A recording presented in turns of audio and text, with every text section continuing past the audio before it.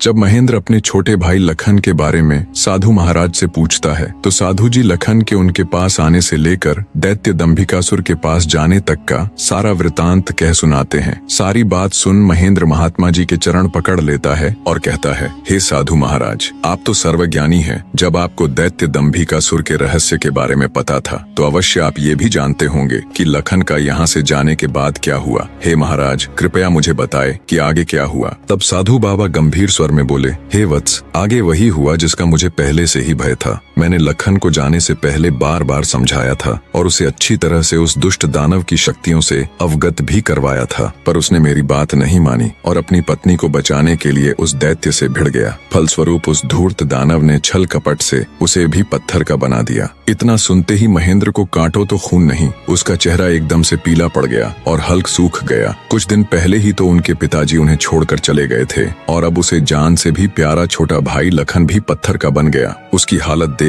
महात्मा जी उसे सांत्वना देते हुए बोले, बेटा अब क्या हो सकता है, होनी को कौन टाल सकता है। महेंद्र तो जैसे शून्य में था, मानो उसके शरीर में प्राण ही ना हो। कुछ देर तक वहाँ घोर सन्नाटा छाया रहा। कुछ होश ठिकाने आने पर आंखों में अश्रु लिए महेंद्र बोला, हे महाराज, अब आप ही मेरी मदद कीजिए और मुझे रास्ता दिखाए जिससे मेरा अनुज फिर से अपने मानव रूप में लौट आए। महेंद्र की बात सुन महात्मा जी बोले, बेटा ऐसा तो कोई रास्ता नहीं है। जैसा कि मैंने बताया, उस दुष्ट दानव की 7 गुत्थियों का जवाब देना ही इस समस्या का एकमात्र हल है। कोई व्यक्ति जब उसके सभी सवालों के जवाब देकर उसे पराजित कर मौत के घाट उतार देगा, तब तुम्हारा भाई लखन ही नहीं बल्कि उस मक्कारी दैत्य द्वारा श्रापित किए गए सभी जीव अपने वास्तविक रूप में लौट आएंगे। महेंद्र बोला, महाराज, आप तो सर्वशक्तिमान हैं, फिर आप ऐसा क्यों नहीं करते। महेंद्र की बात सुन महात्मा जी बोले, बेटा बेशक मैं उस पापी दानव के सभी सवालों का जवाब दे सकता हूँ, पर मेरी भी कुछ सीमाएं हैं जिन्हें मैं चाह कर भी नहीं लांघ सकता। इतना कह साधु महाराज चुप हो जाते हैं। तब महेंद्र बोला, ठीक है महाराज, तो फिर मैं खुद जाऊंगा अपने अनुज को बचाने और उस दुष्ट दैत्य के सवालों का जवाब देने।